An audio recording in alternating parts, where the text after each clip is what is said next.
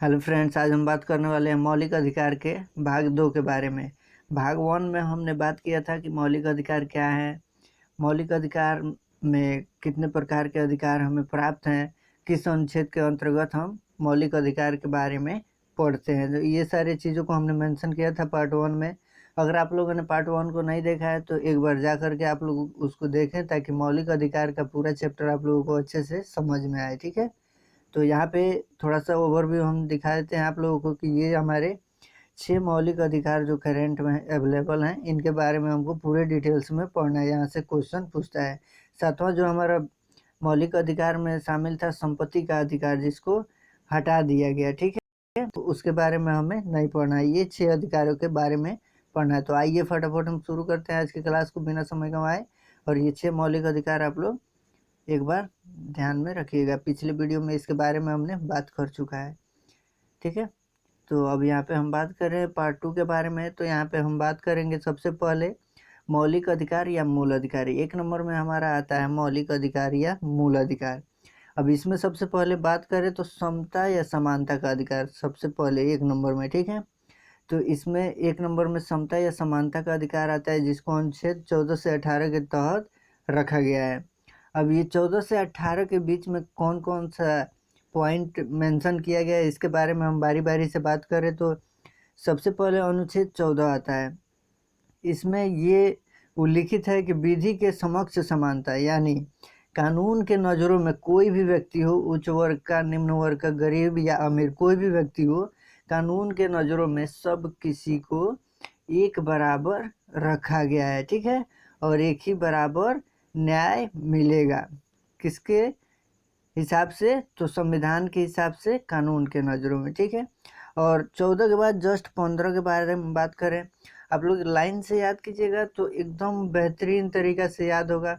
अब यहाँ पे देखिए कानून के नज़रों में बात हो गया। उसके बाद तुरंत हम बात करें तो धर्म, जाति, लिंग, जन्म स्थान आदि के आधार पर विभेद पर रोक, यानी इन सब के आधार पे आप किसी भी व्यक्ति के साथ भेदभाव नहीं कर सकते। यानी यहाँ पे अगर कोई गरीब व्यक्ति है तो उसको धर्म, जाति या गरीबी के हिसाब से उसको आप उसके साथ भेदभाव नहीं कर सकते हैं। ये किस अनुच्छेद के अंतर्गत है? तो 15 के अंतर्गत ये बताया गया है। ठीक है, आगे हम बात करें तो अनुच्छेद 16 में क्या बताया गया है? तो लोक नियोजन के अवसर की समानता, अर्थात सरकारी नौकरियों में सभी व्यक्तियों को समान अवसर देना है या अवसर प्राप्त होगा। ठीक है, या फिर वो निम्न वर्ग का हो या उच्च वर्ग का, सभी को समान अवसर प्रदान करना है। किसमें? सरकारी नौकरियों में। ठीक है, आगे देखिए आप लोग अनुच्छेद 17 अस्पृश्यता का अंत। अनुच्छेद 17 में क्या है? अस्पृश्यता का अंत। ये क्वेश्चन पूछते रहता है कि अस्पृश्यता का अंत किस अनुच्छेद के तहत उल्लिखित है? तो क्या हो जाएगा?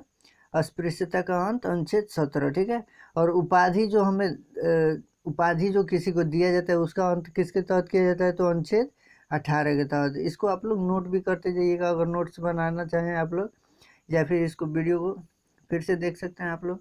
तो यहाँ पे आगे हम बात करें तो 2 नंबर में हमारा बारी आता है स्वतंत्रता का अधिकार, अनुच्छेद 19 से 22 तक। ठीक है, अब इसमें 19 से 22 तक में अब 19 को पार्ट वाइज डिवाइड कर दिया गया है।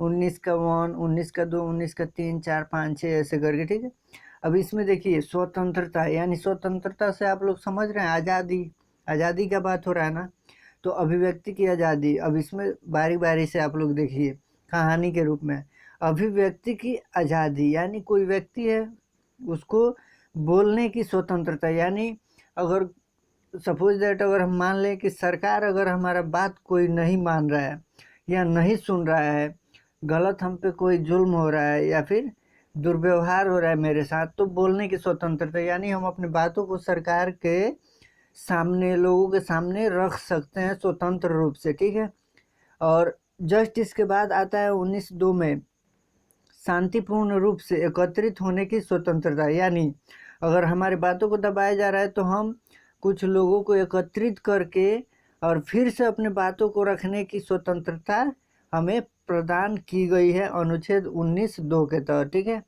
और 19 का 3 के बारे में बात करें तो सभा, समूह बनाने की स्वतंत्रता। अगर इससे भी काम नहीं चलता है तो हम एक सभा बनाएंगे, समूह बनाएंगे उसके लिए भी हमें स्वतंत्रता प्राप्त है अनुच्छेद 19 के 3 के तहत। ठीक है, आगे बात करें तो 19 के 4 में भारत में आवागमन, अगर इससे भी काम नहीं बना तो हम क्या करेंगे, पूरे भारत में आवागमन करेंगे और स्वतंत्र रूप से हम हर राज्यों में जा करके अपनी बातों को रखेंगे और लोगों को क्या करेंगे, प्रेरित करेंगे कि हमारे पक्ष में वो बात करे, खड़ा हो। ठीक है, आगे बात करें तो 19 के 5 में भारत में निवास, यानी हम भारत में कहीं भी निवास कर सकते हैं, इसकी स्वतंत्रता हमें प्राप्त है।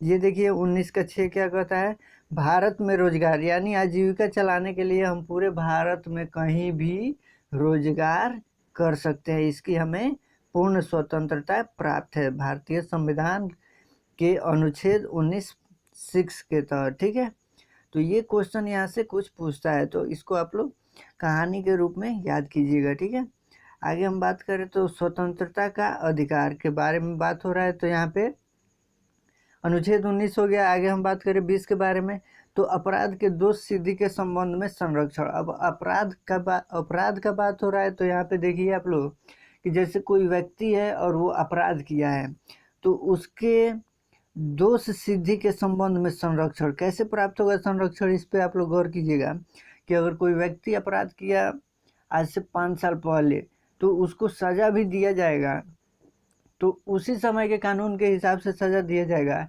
जब उसको जेल हुआ था, यानी जब वो जुर्म किया था, यानी 5 साल पहले अगर कोई व्यक्ति अपराध किया है तो उसी समय के हिसाब से उसको सजा भी दिया जाएगा, न कि अभी क्या चल रहा है, यानी अगर उस टाइम पे 4 साल सजा होने का जो मेंशन किया गया था संविधान में, तो ये नहीं कि अभी 8 साल कर दिया गया है तो 8 साल दिया जाएगा, नहीं, उसी टाइम के हिसाब से उसको 4 साल ही सजा होगा। ठीक है, आगे बात करें तो अनुच्छेद 21 कहता है कि स्वच्छ पानी पीना, स्वच्छ वातावरण में रहना इत्यादि, ये अनुच्छेद 21 के तहत हमें स्वतंत्रता प्राप्त है कि हम स्वच्छ पानी पी सकते हैं, स्वच्छ वातावरण में रह सकते हैं।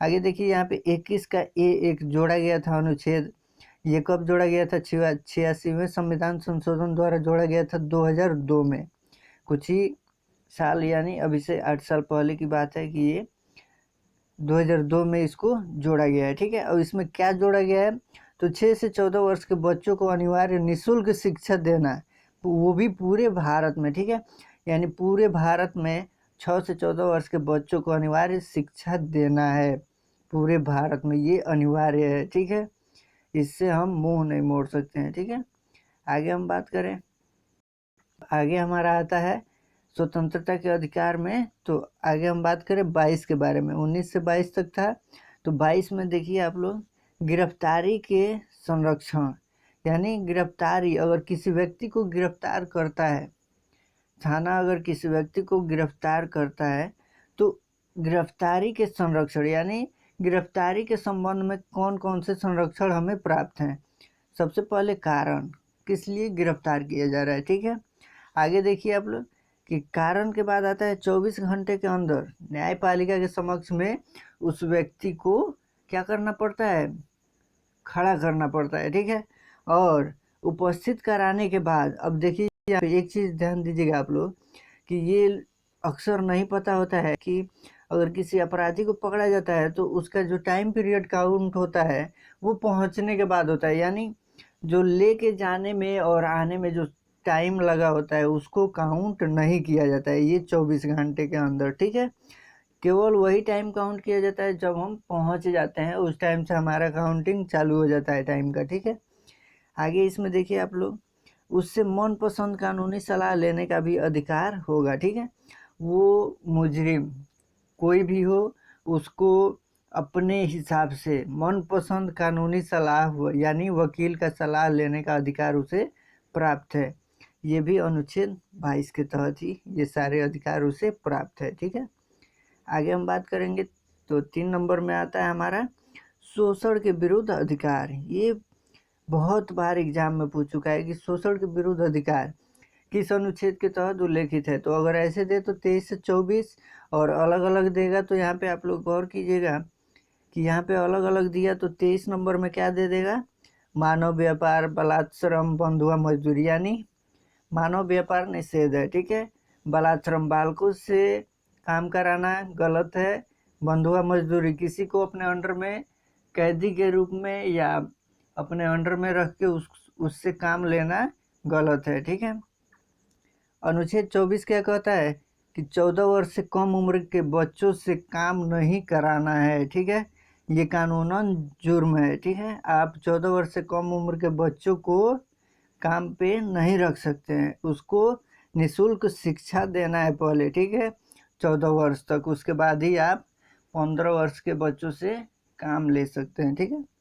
आगे देखिए, धार्मिक स्वतंत्रता, अनुच्छेद 25 से 28 के बीच में इसका उल्लेख मिलता है। अब अनुच्छेद 25 क्या कहता है? धर्म को मानने, उसका आचरण करने, उसका प्रचार करने की पूर्ण स्वतंत्रता हमें प्राप्त है। कोई भी धर्म हो, उसका आचरण कर सकते हैं, उसका प्रचार कर सकते हैं। किस अनुच्छेद के तहत? तो अनुच्छेद 25 के तहत। आगे बात करें तो अनुच्छेद 26 कहता है कि धार्मिक प्रबंधन करने की प्रक्रिया की स्वतंत्रता, यानी किसी भी धार्मिक कार्यों में प्रबंध करने की स्वतंत्रता हमें प्राप्त है, ठीक है। आगे अनुच्छेद 27 क्या कहता है? धार्मिक कार्यों को संपोषित करना, यानी अगर कोई धर्म का कार्य हो रहा है तो उसमें आप पैसे दे सकते हैं उस कार्य को आगे बढ़ाने के लिए, इसके लिए आप स्वतंत्र हैं, ठीक है। आगे अनुच्छेद 28 कहता है धार्मिक शिक्षा, उपासना में उपस्थित होने की स्वतंत्रता आपको पूर्ण रूप से प्राप्त है संविधान के अनुसार, ठीक है। यानी अपने धर्म की शिक्षा दे सकते हैं और उपासना में, पूजा पाठ वगैरह में आप शामिल हो सकते हैं, इसके लिए आप स्वतंत्र हैं, ठीक है। आगे हमारा 5 नंबर में है संस्कृति एवं शिक्षा के संबंध में अधिकार, अनुच्छेद 29 से 30। ये जो हमारा अधिकार है ये केवल अल्पसंख्यकों को दिया गया है, बहुसंख्यक को इसमें किया गया है, ठीक है। अब इसमें 29 के बारे में बात करें तो अल्पसंख्यकों के हितों का संरक्षण इसमें उल्लिखित है। और अनुच्छेद 30 कहता है कि यहाँ पे देखिएगा, अनुच्छेद 30 के बारे में अल्पसंख्यकों के शिक्षा के संरक्षण का प्रावधान किया गया है। किसमें? अनुच्छेद 30 में। तो ये जो अनुच्छेद है हमारा संस्कृति एवं शिक्षा के संबंधी अधिकार, अनुच्छेद 29 से लेकर 30 तक, ये केवल अल्पसंख्यकों के लिए ही है, ठीक है। बहुसंख्यक के लिए इसका उपयोग नहीं है, ठीक है। आगे हम बात करें तो लास्ट हमारा बचता है संवैधानिक उपचारों का अधिकार। अब इसको आप लोग देखिएगा, यह मौलिक अधिकार के संरक्षण प्रदान करता है, ठीक है। यह मौलिक अधिकार के संरक्षण प्रदान करता है और ये क्या होता है कि हाई कोर्ट या सुप्रीम कोर्ट के द्वारा इसका क्या किया जाता है? संरक्षण किया जाता है। किसका? मौलिक अधिकारों का। और डॉक्टर भीमराव अंबेडकर ने संवैधानिक उपचारों के अधिकार को क्या कहा है? संविधान का आत्मा कहा है, ठीक है। यही कुछ पॉइंट्स थे जो हमारे एग्ज़ाम के दृष्टि से बहुत ही महत्वपूर्ण थे। अगर आप लोगों को वीडियो अच्छा लगा है तो आप लोग वीडियो को दोस्तों के साथ शेयर करें। अगर आप चैनल पर नए हैं तो चैनल को सब्सक्राइब ज़रूर कर लें, बेल आइकन भी दबा दें ताकि अगले वीडियो का नोटिफिकेशन आप लोगों को मिल सके। बहुत ही जल्द हम प्रैक्टिस सेट शुरू करने वाले हैं एनटीपीसी आरआरसी के लिए, तो आप लोग तैयार रहें, उसके लिए बहुत ही जल्द एग्ज़ाम भी होने वाला है। Thank you.